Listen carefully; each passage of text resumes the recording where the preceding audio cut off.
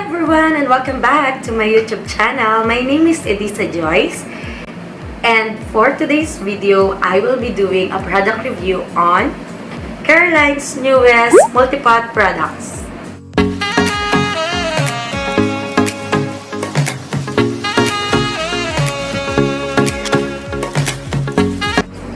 Why do you need to watch a product review?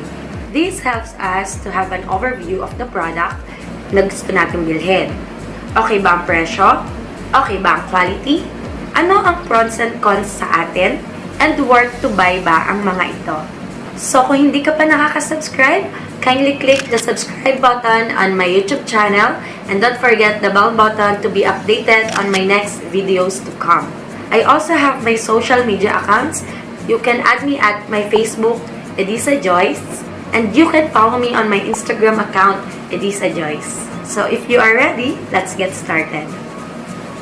So I have here their newest multi-pot by CARELINE. So I have the 3 colors of them.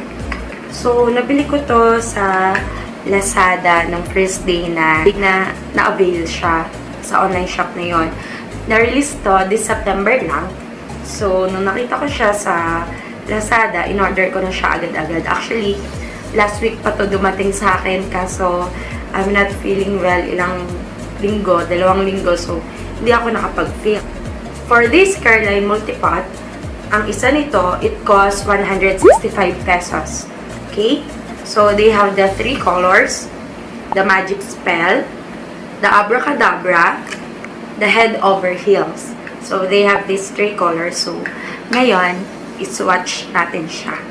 Puti yung packaging niya. And yan, nakalagay sa gitna.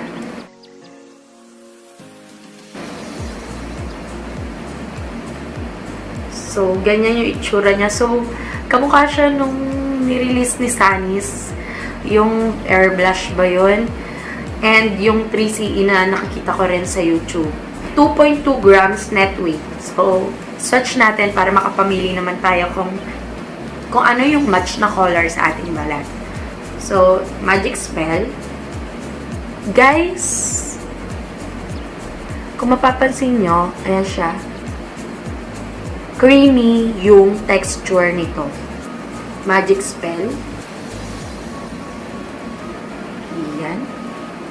Magic spell is touch of orange. Ayan. Next. Head over heels.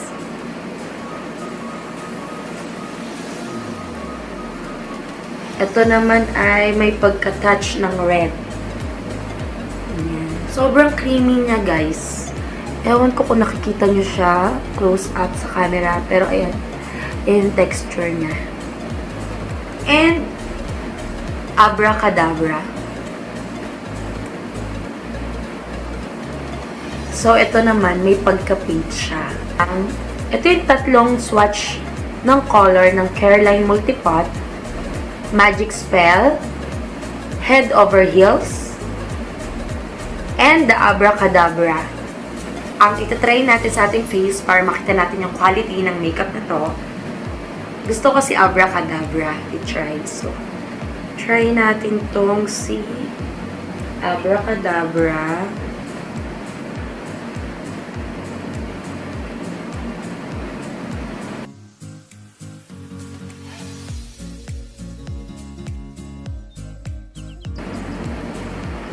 At tsaka, may amoy siya. Pero mabango. Yeah. May amoy. Yung kahit onti lang yung nilagay ko sa daliri ko, kung nakita nyo, parang nakadalawang swipe lang ako, tapos tinap ko lang siya.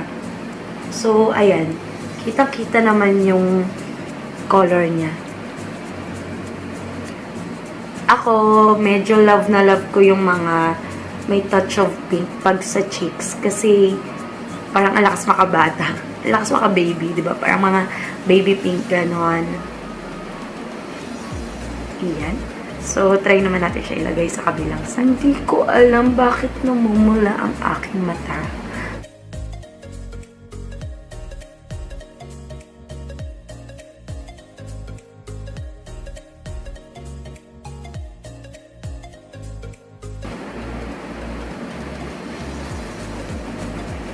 Sorry guys, hindi ko alam bakit namula yung mata ko. Pero kanina, okay pa yan. Lalagay tayo ng onti sa gitna. Ayan.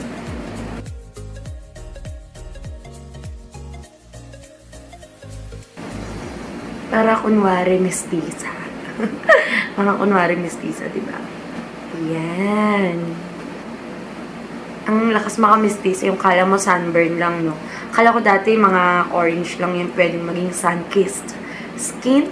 Pwede rin pala yung mga touch of pink. So, itry din natin siya sa lips. Actually, creamy siya. So, madali siyang i-blend out sa foundation mo. If gusto mo siyang gamitin sa mata, feeling ko kailangan mong mag-bake muna.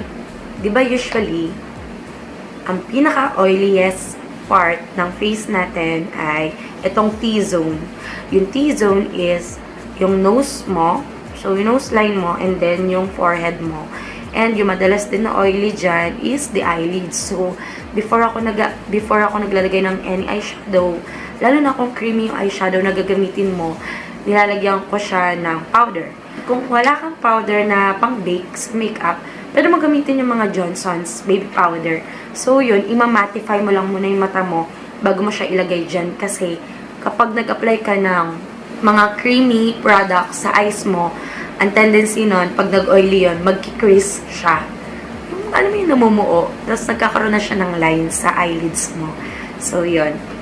Try natin siya sa lips.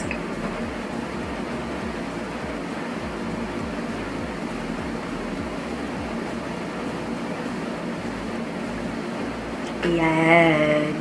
Tip ko rin, if gusto nyo lang yung parang medyo mukhang light makeup lang siya, alam niyo yung mga style sa Korean na dark yung sa loob, una ka mag-apply ng product sa inner lips mo. And then, ikalat mo siya sa upper lips. Yung pressure sa gitna lang. Para dun lang siya kakalat. And then, kapag okay na, pwede mo na rin siya ikalat sa outer para less product sa labas. And para magkaroon siya ng ombre type or texture, pero padagdagan niyo sa loob. It depends kung saan ka satisfied. And mabilis siya matuyo. Sa lips ko, tingnan mo, nilagay ko siya.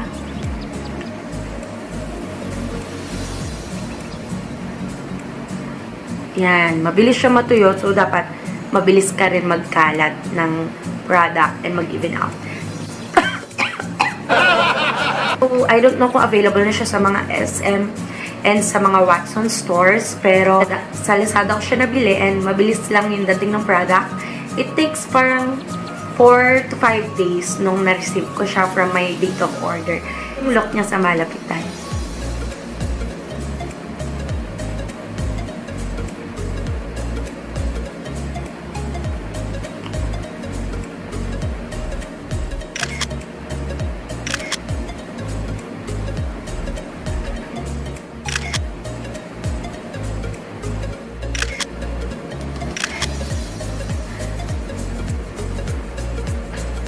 If nagustuhan niyo yung product review ko for today, please give it a thumbs up. And don't forget to subscribe on my YouTube channel and click the bell button for more updates. If you have comments, suggestions, makeup tutorial ko, hair tutorial, or any product reviews, just comment down below. So, this is it, and thank you for watching.